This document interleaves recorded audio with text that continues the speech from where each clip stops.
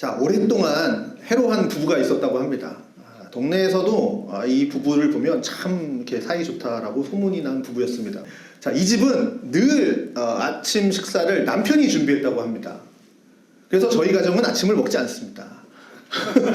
그래서 저희 가정은 그래서 그날도 그 분은 이제 늘 하듯이 이제 토스트를 굽고 그다음에 과일을 썰고 또 우유를 따르고 남편분이 이제 토스트를 몇 개 구워서 이렇게 이제 단정하게 이제 식사를 준비했다고 합니다.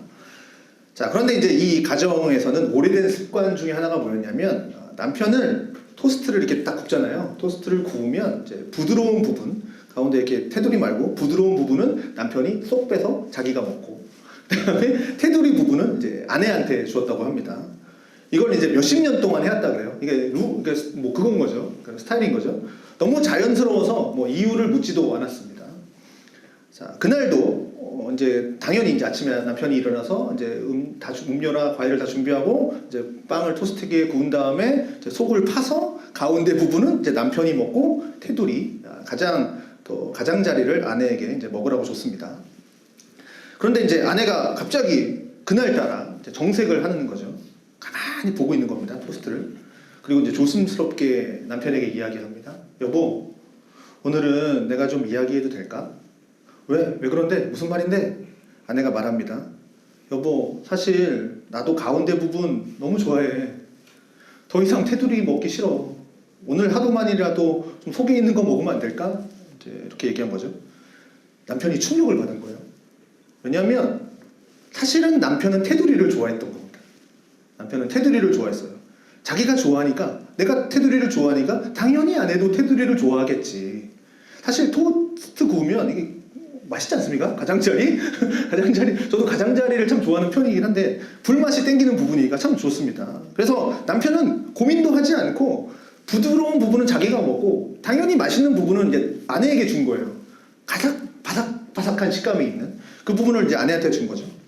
근데 또 아내의 입장에서도 아내도 가운데 있는 부분을 남편이 먼저 딱 이렇게 먹는 걸 보니까 남편이 저 가운데 부분, 저 부드러운 부분을, 촉촉한 부분을 이제 남편이 좋아하는가 보구나.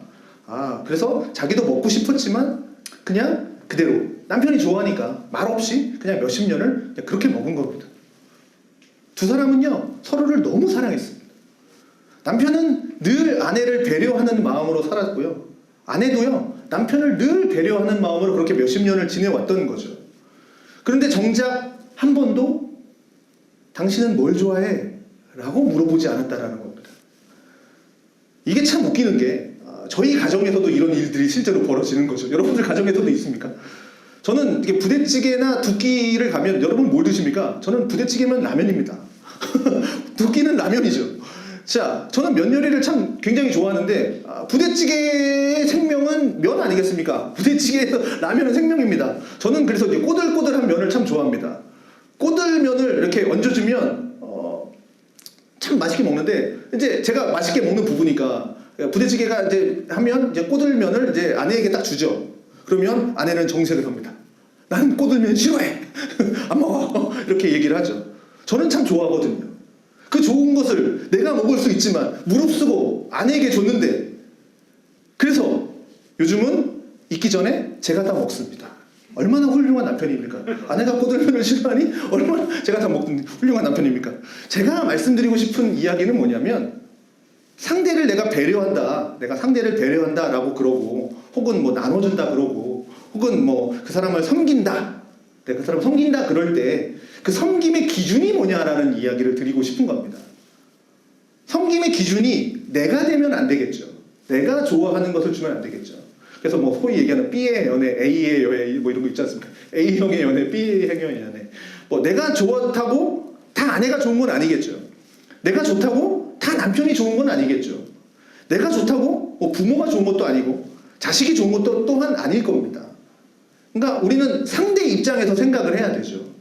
상대 입장에서 배려를 해야 되고 상대 입장에서 나누어져야 되고 상대 입장에서 우리의 섬김과 우리의 행함이 있어야 되겠죠. 안 그러면 아내 마음은 이렇게 되겠죠. 안 그러면 그렇게 상대방을 배려 안 하면 아내 마음처럼 이렇게 생각하겠죠. 나도 저거 먹고 싶은데 인간이 지만 다 먹네. 뭐 이렇게 되는 거겠죠. 배려라고 했지만 안 좋게 돌아오겠죠. 이게 평생 이렇게 살다가 끝날 수도 있는 겁니다. 사람들 대부분은 아마 대부분 거의 다 할 겁니다. 주는 것보다 받는 걸 더 좋아하죠. 주는 것보다 당연히 받는 걸 좋아하지 않겠습니까? 적어도 세상적으로 볼 때, 기독교적인 관점 말고 세상적으로 볼 때 지위가 높은 사람을 대접받는 것을 당연하다고 여깁니다. 세상적으로 볼 때. 그래서 그리고 적어도 지위가 높은 사람을 대접해 줘야 된다라고 생각을 합니다. 세상적으로. 그러니 사람들이 그 지위가 높은 자리, 뭔가 높은 자리에 가려고 그렇게 전력 투구하는 삶을 살지 않겠습니까? 내가 높이 올라갈수록 낮아진다 그러면 누가 거기 올라가고 싶겠습니까? 피튀기죠. 그 높은 자리로 올라가기 위해서. 그래서 좋은 직장 들어가려고 그러고 높은 지위에 올라가려고 그러고 권력을 가지려고 하고 높은 자리에 가면 권력을 누리니까 권력을 가지려고 그러고 돈 많이 벌려고 하는 것들 다 이유가 뭡니까? 그래야 대접받으면서 인생 사니까. 그러니까 올라가는 거 아닙니까? 그만큼 모으려고 하는 거 아닙니까? 그런데 여러분, 우리는 신자이지 않습니까? 제가 계속 얘기하는 신자는 그래서는 안 되지 않습니까?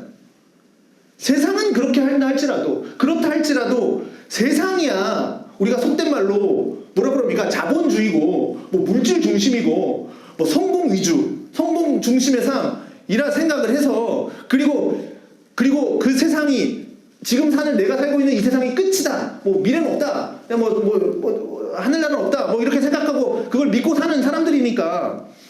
그러나 신자는 하나님이 통치하는 세상, 하나님이 이 땅 가운데 통치하는 세상 가운데에서 그 은혜, 하나님의 은혜를 입은 사람이고 이 세상의 삶이 또 다가 아니고 이 땅 가운데에서 삶이 다가 아니고 저 천국을 바라보면서 이 땅 가운데에서 철로 역정의 인생을 사는 사람들 아닙니까? 그러면 신자는 달라야죠. 이 세상 사람들과 달라야죠. 오늘 본문에 예수님이 뭐라고 말씀하십니까? 내가 주와 또는 선생이 되어 너의 발을 씻었다 라고 얘기합니다. 주와 또는 선생이 되었다. 그 말의 의미가 뭐냐면 그러니까 내가 너의 주인이었다. 그리고 또 선생이다. 주와 선생은 너희에게 대접받아도 문제없는 자리 아니냐. 그렇지 않습니까? 내가 너의 주인이고 너희 선생이면 대접받는 데 전혀 문제없는 자리인데 그런 위치에 있는 존재 아니냐. 그런데 내가 대접받는 것보다 내가 대접하는 쪽으로 내 생각을 정하고 너의 발을 씻겨주는 모습을 내가 너희에게 보인다 라고 지금 이야기를 하는 겁니다. 예수님의 이 행하는 모습을 한마디로 이렇게 해석을 하는 거죠. 이것이 신자의 삶이다. 이것이 예수 믿는 사람들의 삶이다 라고 이야기하는 겁니다. 오늘의 결론의 말씀을 드리면 세상이 우리가 사는 세상이 아무리 시대가 변하고 또 바뀐다 할지라도 신자는 성경의 가르침 그리고 예수님께서 보여주신 그 본을 따라서 그 길을 어떻게 해요? 지조있게 흔들리지 않고 지조있게 살아가는 사람들이 신자의 삶이라는 거죠. 이 길을 누가 뭐라 하든지 예수님께서 가신 그 길을 나도 걸어가는 거죠. 내가 가는 길을 볼 때 야 이 등신아, 야 이 바보야, 그렇게 살면 안 돼. 그렇게 살면 너 병신 쪼다 소리 들어. 그러면 너 얕봐. 그러면 너 무시해. 라는 말이 내 주위에서 막 난무하고 나를 공격한다 할지라도 개의치 않고 걸어가는 자. 신자의 가치, 신자의 삶의 가치라는 것은 하나님께 인정받는 거 아닙니까? 내가 옆 사람에게 인정받으려고 내가 예수 믿습니까? 하나님께 두는 거 아닙니까? 하나님이 말씀하시는 삶이, 예수님이 말씀하신 삶이 섬김의 삶이라면 내 섬기는 이 삶이 누군가에게 조롱거리가 되고 내가 섬김으로 인해 누군가가 나를 막 조롱거리가 되고 누군가에게 막 무시를 당할 수 있는 빌미를 제공한다 할지라도 그거에 개의치 않고 그 길을 예수님이 가신 그 길을 걸어가는 것이 신자의 지조가 아니겠습니까? 오늘 예수님 말씀하십니다. 내가 너희에게 행한 것 같이 너희도 행하게 하려 하여 본을 보였다 라고 말씀을 하시는 거죠. 사실 다 읽어야 되지만 13장을 다 읽으면 참 좋겠지만 읽진 않았지만 예수님께서 이 말씀을 하시기 전에 13장 1절부터 좀 보면 1절과 3절에 보면 예수님께서 십자가를 지러 예루살렘으로 가시는 겁니다. 십자가를 지러 가고 있습니다. 그건 뭡니까? 죽으러 가는 겁니다. 이제 죽으러 간다라는 거죠. 이제 죽을 줄 아는 거예요. 이제 내가 며칠 후면 내가 이제 십자가에 달리겠구나. 주님은 이제 이 땅에 남아있는 제자들을 볼 날이 얼마 남지 않았다는 것을 직감적으로 아시는 겁니다. 아, 내가 이 제자들과 이 땅 가운데 함께 있는 날이 얼마 남지 않았구나. 여러분은 그럼 뭐 하시겠습니까? 여러분, 이 땅 가운데 살 날이 얼마 남지 않았다면 여러분 뭐 하시겠습니까? 그래서 1절과 3절에 얘기하는 거죠. 내가 아버지께로 돌아간다. 라는 걸 이제 인식하시고 4절에 뭐라고 말하냐면 요걸 딱 인식하신 상태에서 4절에 뭐라고 그러시냐면 저녁 잡수시던 자리에서 일어나 겉옷을 벗고 수건을 가져다가 허리에 두르시고 이에 대야에 물을 떠서 제자들의 발을 씻으시고 그 두르신 수건으로 닦기를 시작했다라고 이야기합니다.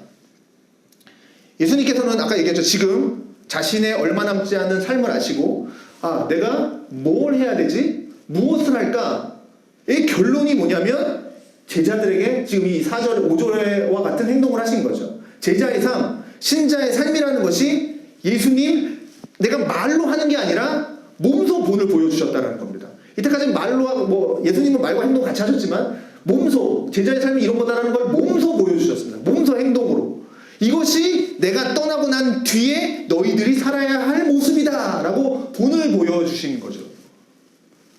여러분 제자들 가운데에서 이거 전에 제자들 가운데에서 누가 큰 자냐라는 논쟁이 벌어진 적이 있어요.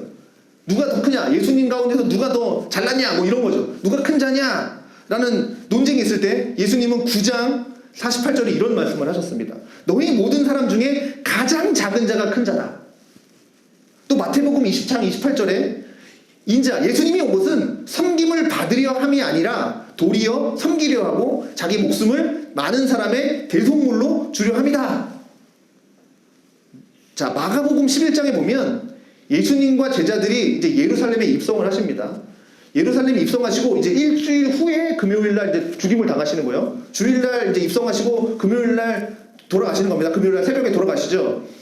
자, 예루살렘에 들어갈 때는 어떤 분위기였냐면 예루살렘을 가는 길에 자, 그 길에 야고보하고 요한이 예수님이 예루살렘으로 들어가니까 분위기를 보니까 예수님 인기가 장난이 아닌 거예요. 그러니까 3년 동안 공생의 삶을 살지 않았습니까? 이 소문이 예루살렘 온 지방에 막 난 거예요. 야, 예수라는 사람 대단하다. 엄청나다. 선지자다. 이 사람이 우리 로마를 쓸어버리고 새로운 나라를 건설하겠구나. 우리가 그토록 기다렸던 메시아구나. 그래서 예루살렘 입성할 때 뭐합니까? 그 승자에게 그 로마 군인 할 때 승자에게 하는 그 종려나무를 들고 막 호산나 하지 않습니까? 가장 큰 자다. 가장 큰 자다. 이렇게 막 환영하지 않습니까?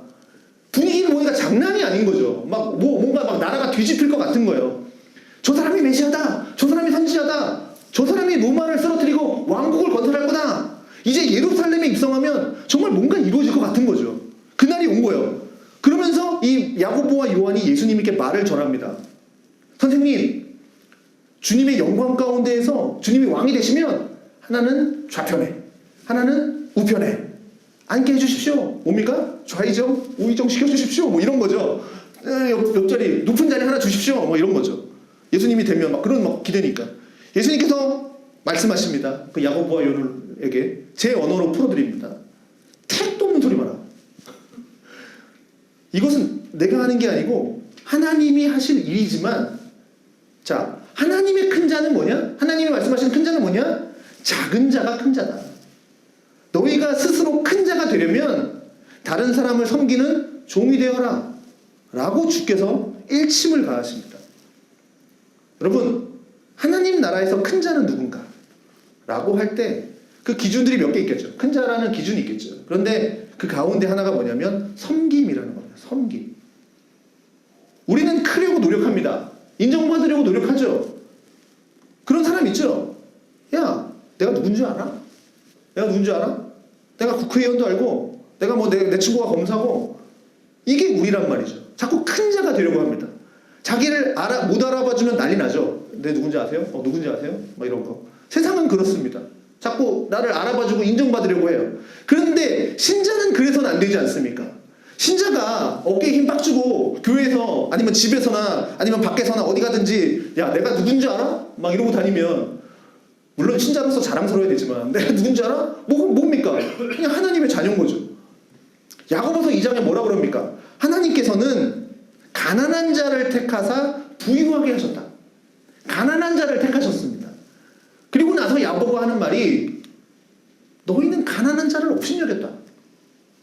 자, 볼까요? 하나님께서 가난한 자를 택해서 부유하게 하셨는데 너희는 가난한 자를 업신여겼다. 이게 뭐냐면 너희의 기준으로, 너희가 기준 잡고 너희의 기준으로 너희보다 가난하고 못났고 너희보다 못 배웠고 너희보다 잘나지 않은 사람을 업신여겼다. 무시하는데 하나님은 뭐라 그럽니까? 오히려 그런 자들을 택하셨고 그런 자들을 사랑하시고 그런 자들에게 상급을 주시고 하늘의 부유함과 북이 영화로서 채우신다. 왜 너희는 무시하냐? 왜 업신여기냐? 너희보다 못난 자들을 왜 업신여기냐? 이거죠. 하나님의 기준으로, 하나님께서 기준으로 잡고 하나님의 기준으로 귀한 자라, 하나님이 귀한 자다 라고 여기시는데 너희는 너희의 기준으로, 세상의 기준으로 자꾸 무시하니까 이것이 하나님 마음을 얼마나 속상하게 하는지 너희는 아느냐? 라는 것이죠. 신자의 삶의 기준이라는 것은 철저히 뭡니까? 내 기준이 아니라 하나님 기준입니다. 제가 이번 주에 창세기 쭉 얘기했는데 창세기 1장이 뭐라고 합니까? 하나님이 보시기에 좋았더라. 하나님이 보시기에 좋은 겁니다. 내가 보기에 좋은 게 아니라 하나님 보시기에 좋은 건 뭡니까? 하나님이 있으라 한 그 자리에 있을 때 보기 좋은 겁니다. 하나님 그거 싫은데요? 난 이 자리가 좋은데요? 그럼 하나님 보시기에 안 좋은 거죠. 이해하셨나요? 하나님이 기준이어야 된다는 겁니다. 신자의 삶은 하나님이 기준이어야 된다. 많은 그리스도인들이 이걸 자꾸 착각하는 거예요. 내가 생각할 때 이게 좋은 것 같아. 하나님 이게 좋은 거지요? 물어보지도 않겠죠. 그냥 이게 좋은 거야. 하나님도 그렇게 생각하실 거야. 이 땅에서 높임받고 하늘나라에서 높임받기를 원해요. 자꾸. 여러분 꼭 계십시오. 이 땅에서 높임받으면 저 하늘나라에서 높임이 없습니다. 이 땅에서 다 받은 거예요. 이 땅에서 상급 다 받고 무슨 하늘나라에서 또 상급 받길 원합니까? 이 땅에서 우리의 삶은 철저히 섬김입니다. 저는 목사입니다. 목사를 여러분이 존중해 줘야죠. 근데 목사가 그런 마음을 가지면 교만하는 겁니다. 존중받으려는 마음을 목사가 먹는다는. 제가 뭐가 잘나서? 여러분이 나를 존중해 줘야지. 나에게 그렇게 말하면 안 돼. 내가 목사인데. 목사가 뭐 어때서요? 여러분 목사는 하나님의 말씀을 맡아서 하나님의 교회를 세우도록 그냥 위임받은 자일 뿐인 거죠. 그거 이상 이하는 없습니다. 저나 여러분이나 똑같이 하나님 앞에 한 영혼일 뿐이에요. 목사라고 특별한 사람 아닙니다. 단지 그 말씀 전하는 것을 귀히 여겨서 성도님이 그렇게 존중해 주는 거죠. 그런데 목자의 입장에서 나 이런 사람이니까 나 이렇게 대접해 주세요. 그래야 복 받습니다. 이거는 얼토당토하는 교만입니다. 마찬가지입니다, 여러분. 교회에서 내가 이게 직분을 받잖아요. 뭐 서리 집사가 되고 권사가 되고 뭐 안수 집사가 되고 장로가 됩니다. 그것이 직분이 높아지는 게 아니에요. 자꾸 착각하는데 뭔가 내가 집사에서 안수 집사가 됐다. 자꾸 뭐 이렇게 피라미드 삼각형을 그으면 위로 그으시는데 점점 그게 아니라 교회 직분은 이렇게 긋는 거죠. 이렇게 많고 적음의 차이인 겁니다. 높이의 차이가 아니라 교회 직분은 뭔가 장로 되면 뭐 대단한 뭐 아닌 거죠. 직분의 차이인 겁니다. 높이의 차이가 아니라고요. 한국교회가 너무 착각합니다. 착각하는데 그 자리는 내가 더 낮은 자리로 가서 예수처럼 죽어 지내는 자리입니다. 주께서 말씀하시기를 마가복음 10장에 인자가 온 것은, 예수님이 온 것은 섬김을 받으려 함이 아니라 도리어 섬기려 하고 자기 목숨을 많은 사람의 대속물로 주려 함이라. 주님께서도 그렇게 말씀하셨는데, 예수님께서도 그렇게 말씀하셨는데, 그 은혜를 입고 그 십자가의 은혜를 입고 그 도리를 따라 살아야 할 사람들이 내가 직분을 받았으니, 내가 직분을 가졌으니 나는 대접받아야 돼 라고 생각하면 그 교회는 정말 웃기는 교회입니다. 그렇다고 해서 뭐 무시하라는 얘기는 아니죠. 존귀하게 여겨야죠. 그거는 상대에 대한 배려죠. 상대에 대한 대한 마음이지, 스스로 나는 높은 사람이야 스스로 높아지는 건 내 신앙, 그 이후로는 내 신앙 망가지는 겁니다. 그 신앙 자체가 잘못된 신앙이라고 말씀드리는 겁니다. 여러분, 자, 생각해 보시죠. 대접받는 걸 좋아합니까? 대접하는 걸 좋아합니까? 당연히 대접받는 걸 원하겠죠. 대접받는 걸 좋죠. 그걸 뭘 물어봅니까? 당연히 대접받기를 원하죠. 자, 이제 예배 2부 예배를 끝나면 이제 식사를 하게 되겠죠. 그럼 밑에 가면 누군가 맛있는 식사를 다 잘 차려놔서 여러분 아십니까? 그거 이렇게 떼기 어려운 거, 접시 떼기 어려워요. 그런 것도 다 떼가지고 다 이렇게 뒤로 또 딱 뒤집어서 가져가기 편하게끔 다 이렇게 차려놓습니다. 우리는 그 차려놓은 것에 대접을 받죠. 누가 귀한 자입니까? 여러분, 차려놓은 사람이 귀한 자입니까? 그걸 대접받는 사람은 귀한 자입니까? 수고한 자가 귀한 자입니다. 그래서 귀한 수고를 하셨잖아요. 우리가 이것을 새겨듣지 않으면 안 됩니다. 어떤 교회는 점심시간에 목사가 특정한 장소에 딱 앉아 있습니다. 앉아있고 여집사님들이 이렇게 식사 배달을 하는 교회도 있습니다. 이걸 도매급으로 넘겨서 욕하고 싶은 마음은 없습니다. 모든 교회, 그렇게 하는 교회가 다 잘못된 교회다라고 얘기하고 싶은 마음은 없습니다. 어떤 경우에는 그것을 목사가 누리는 권리라고 생각하는 사람도 있다라는 얘기를 드리는 겁니다. 성도가 섬기고 싶어서 하는 경우도 있지만 다 싸잡아서 얘기할 수는 없지만 케이스 바이 케이스니까 경우에 따라 다른데 어떤 경우는 목사는 당연히 앉아있고 앉아서 먹어야 되는 사람이고 밥 먹고 나면 담당하는 집사가 와서 그걸 가지고 와서 설거지까지 하고 이것을 당연히 여기는 목사도 있다라는 이야기를 드리는 겁니다. 어떤 교회는 목사님뿐만 아니라 장로님도 있습니다. 목사님, 장로님만 따로 먹는 방이 있죠. 자, 그래서 목회자, 장로석이 또 따로 있고 막 그렇습니다. 앉아있으면 집사님이 막 다 서빙합니다.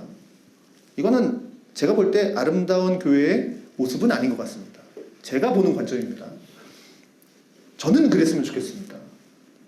대접하고 요거의 문제가 아니라 하나님 앞에서 여러분들이 귀한, 존귀한 자가 됐으면 좋겠습니다. 귀한 존재가 뭐냐? 섬기는 자라는 거죠. 섬기는 자. 섬기는 자가 됐으면 좋겠습니다. 섬기는 자가 귀한 자죠. 여러분이 하나님의 큰 자가 됐으면 좋겠습니다. 하나님이 인정하시는 큰 자. 누가 큰 자입니까? 섬기는 자죠. 예수님께서 작은 자가 큰 자다 라고 가르치지 않으셨습니까? 내가 나를 막 내세워서 내 어깨에 막 힘 들어가서 내 양팔에 힘이 있고 내가 권력이 있고 내가 다른 사람보다 많은 지식이 있고 이것을 내세워서 막 사람들 막 주눅들게 하고 이것이 큰 자. 이게 아니라 나는 부족합니다. 그러니 하나님의 은혜로 삽니다. 라고 엎드려서 타인을 존귀히 여기고 섬길 줄 아는 그 자가 하늘나라에서 최고 큰 자입니다. 이게 성경의 관점이고요. 이게 성경의 가르침입니다. 사랑하는 성도 여러분, 우리가 말이죠. 예수님을 믿잖아요. 예수님을 믿고 세상을 살면서 예수 안에 들어와 살면서도 내가 신앙생활을 하면서도 여전히 세상의 논리와 여전히 세상의 가치와 그 경제 논리 그것을 교회 가운데로 가지고 와서 그것을 적용시키는 세상의 논리들을 적용시키는 그것은 교회를 망치는 일입니다. 사실 정말 간단하게 예수님을 믿으면 어떻게 됩니까? 다 섬기고 싶어 하는 겁니다. 예수님이 우리에게 주신 마음이라고요. 예수를 믿으면 섬기고 싶어 한다고요. 근데 시간이 지나면서 바뀌어가니까 문제인 거예요. 처음에는 섬기고 싶어 해요. 그런데 변질이 됩니다. 자꾸 시간이 지나면서 바리새인들처럼 서기관들처럼 자꾸 내가 막 거기다 해석을 집어넣고 내가 좋아하는 대로 내가 편한 대로 막 자꾸 변질되어 가요. 예수님 당시 제사장들처럼 기분 좋을 때는 열심히 섬깁니다. 워 그렇게까지 하죠. 집사님 워 이렇게 하죠. 1년 동안 가나보자 막 이렇게 또 어떤 사람 생각하잖아요. 워 그 다음에 막 예전에 있던 사람들 맡기잖아요. 너 이것도 해 하잖아요.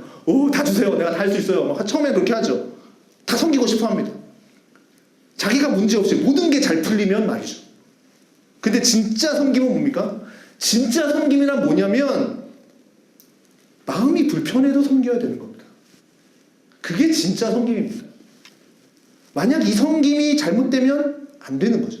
내가 섬기고 있는데 섬김이 잘못되면 안 된다는 겁니다. 내가 하나님 앞에 제대로 섬기지도 못하면서 겉모습만 있고 마음은 없으면서 나 이렇게 잘 섬기는 사람이야? 이렇게 되면 안 된다는 겁니다. 큰일 난다는 얘기죠. 칼 바르트라는 신학자가 있는데요. 이 사람이 섬김에 대해서 뭐라고 얘기하냐면 섬김의 삶이란 것은 자기 목적도 있고 자기 계획도 있고 자기 호불호도 있고 뭐 다 있지만 교회의 필요와 교회의 요구와 하나님의 뜻에 따라서 내 의지와 필요를 꺾고 순종하는 거다. 이게 섬김의 삶이다 라고 이야기합니다. 그래서 내가 누군가를 섬긴다라는 것은 뭐냐? 나를 꺾고 하나님께 순종하는 행위.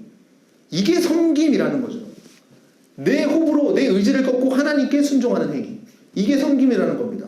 간단히 풀어드리면 이겁니다. 내가 신자로서 내 마음에 많은 생각이 있지만, 내 마음에 많은 생각이 들지만, 이 많은 생각들을 하나님의 말씀 앞에서, 하나님의 말씀 가운데에서 나를 쳐서 하나님의 마음과 생각으로 나를 변화시키고 고정시키고 초점을 맞추고 복종시키는 그 삶의 모습, 이게 세상 가운데에서 섬김으로 나타난다라는 이야기를 하는 겁니다. 예수를 믿으면 섬기는 건 당연한 거라는 거죠. 결국 내가 섬기지 못한다, 내가 섬김이 없다 라는 말의 의미는 뭐냐? 내가 주 앞에 무릎 꿇지도 않았다.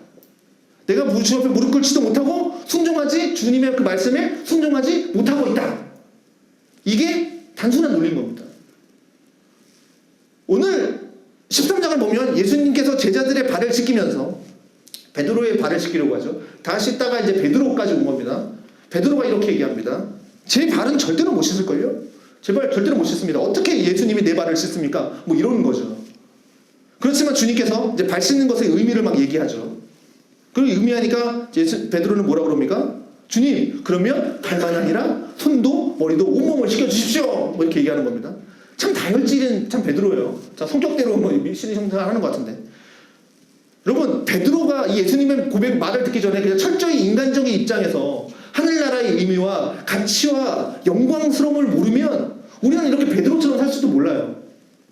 신자의 가치, 신자가 바라볼 그 영광스러움, 그러니까 신자가 진짜 이 땅에서 누려야 할 그 행복과 기쁨이 이 땅에만 그냥 머물러 있다면, 하늘나라에 두지 않고 이 땅에만 있다면 우리는 하나님을 이해하지 못하고, 이 하나님의 큰 뜻을 이해하지 못하고, 이 베드로처럼 하나님을 걱정스럽게 고민스럽게 하는 인생을 살 수도 있습니다. 그게 진리인 줄 알고. 결국 이 베드로는 이 주님의 말씀에 꺾이는 거죠. 발을 예수님이 씻겨주시는 그대로 순종하게 됩니다. 자, 우리 교회는 뭐 가끔 그런 일이 있을지 모르겠지만, 뭐 저는 이제 보는 눈이 별로 없어요. 잘 못 보니까. 타 교회에 가면 행사 준비하다 막 싸운대요. 저희 교회는 그런 일은 없지만. 그 다음에 한국은 특히 주방봉사라는 걸 하지 않습니까? 주방봉사하다 많이 싸운다고 합니다. 식사 준비하는데 식사를 준비하는 방법들이 다 다르겠죠. 어떤 분들은 뭐 양념을 먼저 넣고, 아니면 뭐 이렇게 막 방법들이 다양하지 않습니까? 레시피가 다 다를 거 아닙니까? 내 방식대로 하자! 아니다! 이 방식이 좋은 거다! 이게 더 맛있다! 그리고 막 점점점 얼굴이 붉혀지죠. 나이 많으신 분은 막 집사님들한테, 젊은 집사님들한테 막 얘기하죠. 이건 이렇게 해야지, 이건 이렇게 하는 거야. 슬슬 이제 기분이 나빠집니다. 젊은 분들이 막 주방을 오르락 내리락 합니다. 왔다 갔다 합니다. 바람 좀 식히고 막 옵니다. 그래서 결국은 누가 이깁니까? 언성이 높은 사람이 이깁니다. 그러니까 이거죠. 강성인 사람이 이기게 돼 있어요. 모든 세상에서도 마찬가지죠. 강성인 사람이 이깁니다. 어쩔 수가 없어요. 세상이나 교회나. 그리고 본인 뜻대로 일을 다 해나갑니다. 강성인 사람 뜻대로. 이게 승리입니까? 이렇게 해서 본인 뜻대로 다 하면 이게 승리입니까? 이건 승리가 아니죠. 누군가의 의사를 막 묵살하고 내 뜻을 펼치는 것이 하나님이 원하시는 것은 아니죠. 그게 진리라면 모르겠지만 이건 진리를 얘기하는 게 아니지 않습니까? 서로 이야기해서 조율해야 되죠. 아니면 양보가 필요한 거죠. 내 뜻을 관철시키는 것이 아니고 배려와 양보가 필요한 거죠.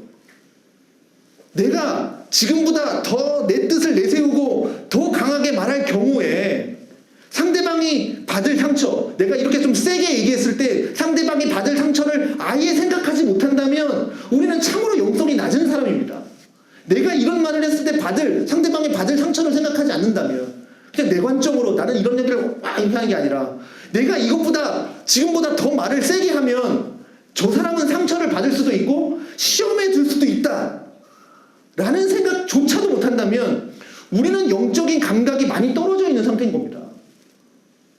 하나님이 나도 사랑하지만 저 형제도 사랑하는 거잖아요. 하나님이 사랑하는 형제에게 상처를 주고 내 뜻을 펼치는 것이, 상처 주면서까지 내 뜻을 펼치는 것이 하나님의 영광스러움과 무슨 상관이 있을까? 그렇게 해서 하나님의 영광이 드러날까? 우리가 이런 부분에 민감하지 못하면 우리는 알게 모르게 하나님의 마음 마음을 속상케 하는 경우가 너무도 많다라는 겁니다. 그보다 더한 건 뭔지 아십니까? 하나님이 속상하신다는 것조차도 감각이 없는 신앙생활을 할 때가 굉장히 많다라는 겁니다. 내 뜻대로만 되어지면 다 좋다라는 거죠.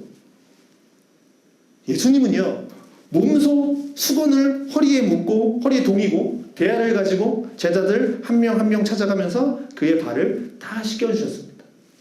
그리고 오늘 본문은 말씀을 하는 거죠. 내가 주와 또는 선생이 되어서 너희 발을 씻었으니 너희도 서로 발을 씻어주는 것이 옳다. 옳다. 이게 주님 판단하시기에 옳다. 라는 겁니다. 그렇게 할 수도 있고 안 할 수도 있고 아니라는 거예요. 옳다. 단정 지으셨습니다. 그리고 말씀하십니다. 내가 너희에게 행한 것 같이 너희도 행하게 하려 하여 본을 보였다. 마지막 이 모습을 지금 이후에 이제 십자가의 길을 걸어가시죠. 제자들의 머리에 각인시키기 위해서 주님께서 몸소 이 일을 행하신 겁니다. 여러분, 부잣집이 있었다고 합니다. 부잣집이 있었는데 꽤 많은 부자입니다. 진짜 정말 부자. 상상도 할 수 없는 부자. 그 집에 아들이 하나 있는데 정말 망나니, 철이 없는 아들이 하나 있습니다. 근데 이 아이가 이제 대학에 들어갔어요. 대학에 입학하면 입학 선물을 이제 받으려고 이 아이가 아버지에게 얘기합니다. 아버지, 차 사주십시오. 차 사주십시오. 그래서 아버지가 아들을 보니까 너무 철이 없는 거예요. 이제 나이가 이제 대학교 들어서 20살인데 막 차 사달라 그러니까 스케일이 다르죠. 그래서 아버지가 아이에게 이제 훈육을 하려고 부릅니다. 아들아, 너에게 왜 두 다리가 있는 줄 아느냐? 아버지의 의도는 걷기 위해서다 라고 해야 되는데 아들이 얘기하는 거죠. 너에게 왜 두 다리가 있느냐? 알죠. 악셀, 브레이크를 밟기 위해서 있는 거 아닙니까? 아들은 지금 차밖에 없어요. 그럼 왜 손이 두 개 있는 줄 아느냐? 알죠. 당연히 핸들을 돌리기 위해서 있는 거 아닙니까? 아들 머리에는 지금 이거밖에 없는 겁니다. 모든 게 차와 연관되어 있는 거죠. 아들 머리에는 그거밖에 없는 거예요. 자, 여러분 플러스 표시 아시죠? 플러스 표시. 도로경찰은 그 플러스 표시를 뭐로 볼까요? 뭐로 이해할까요? 사거리로 이해합니다. 수학자들은요? 덧셈으로 이해하겠죠. 의사는요? 배꼽으로 이해합니다. 십자가 배꼽. 자, 간호사는요? 적십자. 약사는 녹십자. 목사는 십자가. 자, 운동을 좋아하는 사람에게 길을 묻습니다. 어디로 어떻게 가야 됩니까? 그러면요, 운동하는 사람들은 거의 이렇게 얘기할 거예요. 일로 가시면요, 탁구장이 보이고요. 이렇게 좌회전하시면 거기에 헬스장이 있습니다. 그 헬스장을 끼고 좌회전을 하십시오. 뭐 이렇게 할 거예요. 왜냐하면 자기가 좋아하는 건물은 생생하게 기억을 합니다. 자기가 좋아하는 건물들은 내 속에 이렇게 들어와 있거든요. 목사는요, 어디 가야 됩니까? 이렇게 가시면 무슨 교회가 있는데요. 그 골목에 무슨 교회가 있는데 그 교회 골목을 지나서 꺾으시면 선한교회가 있는데 선한교회를 끼고 좌회전하시면 뭐 이렇게 아마 얘기할지도 모르겠습니다. 제가 이제 요즘 이렇게 주로 보는 게 이제 그런 겁니다. 그 길 가면서 식당이나 이렇게 식당에 가서 밥을 먹거나 아니면 이렇게 임대문의 하는 그런 건물을 되게 유심히 봅니다. 그러면 야, 여기다가 강대상을 놓고 여기다가 뭘 놓고 이런 그런 것만 보여요. 야, 이 건물 여기다 교회 지으면 대박이겠다. 맨날 여기 후미 앞에 가면 그 왕관 그려져 있는 나이트클럽 있잖아요. 야, 여기다 교회 지으면 얼마나 좋을까. 그런 생각 정말 많이 합니다. 아, 여기다 여기 교회 하나 지으면 1층에는 뭘 놓고 2층에는 예배당을 놓고 그런 생각 정말 많이 하는데 어떡합니까? 보이는 게 이제 그런 거죠. 여기에다 교회 세우면 대박이겠다. 뭐 이런 거. 여러분, 사람은 말이죠. 마음에 가득한 그대로 보인다라는 이야기를 하고 싶은 겁니다. 내 마음에 가득한 대로 보인다고요. 내가 생각하는 대로 보인다고요. 왜 내 입술에 불평과 불만이 많을까? 왜 내 입술에는 지금 불평과 불만이 많을까? 내 속에 감사가 없기 때문입니다. 하나님의 마음이 없어서요. 왜 내가 자꾸 다른 사람 보면서 짜증이 납니까? 내 마음이 하나님 마음을 잃어버려서 그렇습니다. 여러분 기억하십시오. 성령 충만할 때 한번 생각해 보십시오. 그때 막 다용도되지 않습니까? 그럴 수 있어. 괜찮아. 괜찮아. 유리는 깨지라고 있는 거야. 뭐 하지 않습니까? 근데 성령 충만이 좀 안 되면 느낌 오지 않습니까? 왜 봉지를 소리내면서 뜯어? 막 이렇게 하지 않습니까? 시끄러! 조용히 해! 내가 뭐 하잖아! 뭐 되지 않습니까? 자, 너희 안에 이 마음을 품으라. 곧 예수의 마음이니. 그랬지 않습니까? 예수님의 마음을 품으면 오늘 본문의 말씀을 적용시켜서 이야기하면 반드시 우리는 섬김의 길로 가게 되어 있다라는 사실입니다. 그게 본문의 진리입니다. 예수님을 믿으면 섬김의 자리로 가게 되는 겁니다. 결국 그 이야기는 내가 섬기지 못하는 이유는 예수님의 마음보다는 내 마음이 더 큰 겁니다. 예수님의 마음보다 자꾸 내 호불호가 크다라는 얘기를 하고 있는 겁니다. 여러분 다 아실 거예요. 예수님의 마음은 지금 이런 마음인데 예수님이 마음을 허락하셨어요? 근데 하기 싫어요. 내 마음이 더 센 거죠. 예수님이 분명히 이렇게 했으면 좋겠어요. 그래서 저는 요즘 너무 감사한 게 뭐냐면 예전에는 그 밥을 먹으면 쓰레기들이 있잖아요. 쓰레기들이 있지 않습니까? 근데 어느 순간부터 제가 안 버리기 시작했습니다. 누군가 버리고 계십니다. 누군가 그거를 전 누군지 알지만 누구라고 얘기를 하지 않겠습니다. 이런 것들이 이제 보이는 거예요. 예수님의 마음을 먹게 돼. 이게 뭐 그냥 나는 버리는 거야 라고 얘기할 수 있겠지만 제가 볼 때는 그런 관점인 거죠. 아, 하나님이 이분에게 마음의 감동을 주시는구나. 버리라고 하는. 예전에는 그냥 지나쳤던 것들이 이제 보이기 시작하는 거죠. 내가 섬겨야 될 자리구나. 이런 겁니다. 너무나도 감사한 거죠. 그런 모습들을 보면서. 자, 그래서 여러분 내가 못 배웠다고, 여러분보다 못 배웠다고 무시하지 마시고, 못 가졌다고 무시하지 마시고, 못났다고 무시하지 마시고, 능력과 재주 없다고 함부로 불평하지 마시기 바랍니다. 왜냐? 하나님이 존귀하게 여기신 자를 왜 내 입에서 이러쿵 저러쿵 입방하겠습니까? 하나님이 존귀하다라고 말씀하셨는데 그것이 하나님께 얼마나 큰 죄인지 모르십니까? 하나님이 존귀히 여긴 자이지 않습니까? 하나님이 존귀히 여긴 자를 왜 내가 내 마음대로, 내 생각대로, 내 마음대로 무시하고 마음대로 막 도마에 올려놓고 난도질하는 겁니까? 여러분, 하나님의 나라는 배운 것으로 서열을 매기지 않고요. 하나님의 나라는 내가 얼마나 많이 가졌느냐로 서열을 매기지 않고요. 하나님의 나라는 나이로 서열을 매기지 않습니다. 하나님의 나라는 오늘 본문의 말씀을 드리면 섬기는 것이 가장 중요합니다. 얼마나 섬기느냐라는 거죠. 이 섬기는 길에 가다 보면 내 자존심도 내려놓을 때가 있고요. 내가 무시당할 수도 있습니다. 그래도 우리는 예수 믿는 사람이니까 그 길을 그냥 가는 거죠. 기분 나쁘다고 내가 섬기고 있는데 나한테 막 뭐라고 욕을 해. 그래서 내 속에 있는 십자가 걷어버리시겠습니까? 아, 기분 그래서 십자가 딱 던져버리시겠습니까? 그런 건 아니지 않습니까? 우리는 신자이지 않습니까? 예수의 은혜를 입은 하나님의 보혈의 공로로 살아가는 믿음의 사람들이지 않습니까? 거기에 가치가 있습니다. 거기에 가치가 있는 거 아닙니까? 오늘 본문 17절 너희가 이것을 알고 행하면 복이 있으리라. 2026년 하나님 복을 많이 받기를 주님의 이름으로 축원드립니다. 어떻게 해요? 섬겨봅시다. 내 기준과 가치 좀 내려놓고, 내 성질 좀 내려놓고, 내 호불호 좀 내려놓고, 죽었다 생각하고 한번 섬겨보자고요. 그래야 내 가정이 살고요, 내 교회가 살고요, 세상이 하나님의 나라로 세워지는, 확장되어지는 일이 일어날 거 아닙니까? 이 세상 바뀌길 원하죠. 누가 바꿀 겁니까? 예수 믿는 우리가 해야 되지 않습니까? 사람들은 모르잖아요. 우리는 알잖아요. 나중에 베드로가 그의 삶의 마지막 부분에 베드로 전후서를 쓰거든요. 그때 베드로서의 전서에서 이렇게 고백을 합니다. 다 서로 겸손으로 허리를 동이라. 하나님은 교만한 자를 대적하시되 겸손한 자들에게는 은혜를 주시느니라. 자, 이 말씀 어디서 나왔겠습니까? 이 베드로가 이 말씀을 어디서 했겠습니까? 물론 성령의 감동으로 이 말을 했겠지만 어디를 바탕으로 했겠습니까? 오늘 본문입니다. 오늘 본문. 요한복음 13장. 그는 정말 가슴에 충격을 받듯이 예수님의 모습이 각인된 겁니다. 수건으로 허리를 동이고 제자들의 발을 씻긴 그 예수님의 행위, 그 메시지가 베드로의 심장에 박혀있는 겁니다. 그래서 그의 말년에 고백을 하는 거죠. 겸손으로 허리를 동이고 너희의 교만을 내려놓고 겸손한 자에게 하나님의 은혜를 주시니까 서로 겸손하게 서로 섬기는 삶을 살자. 이 말을 베드로는 정말 어떻게 했을까요? 피를 토하는 심정으로 했을 겁니다. 여러분 그렇게 사십시오. 그렇게 사십시오. 그게 진짜입니다. 여러분 잊지 마십시오. 우리는 예수 믿는 사람입니다. 예수 믿는 사람의 삶의 형태는 섬김이어야 됩니다. 칼바르트의 말로 다시 말하면 우리는 예수께 순종하는 사람인데 그렇게 순종하면 겸손은 우리의 자연스러운 모습이 되는 겁니다.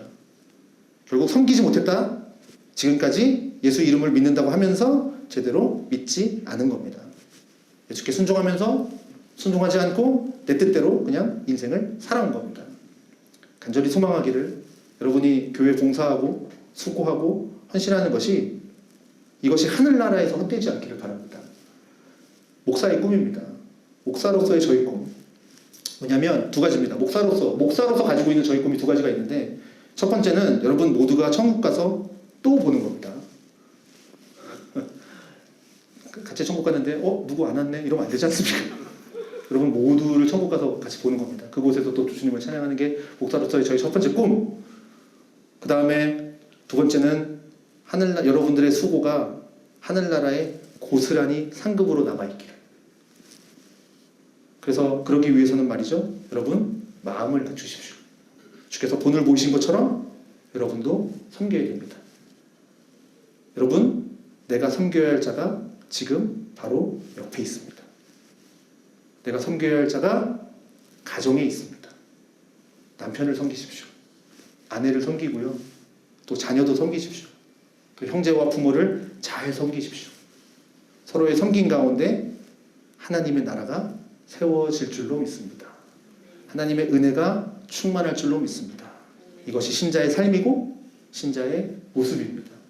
2026년 여러분들이 하나님의 축복의 좀 통로가 돼서 여러분들을 통해서 많은 사람이 이 섬김의 은혜를 입을 뿐만 아니라 누리는 그런 일들이 있기를 간절히 소망합니다.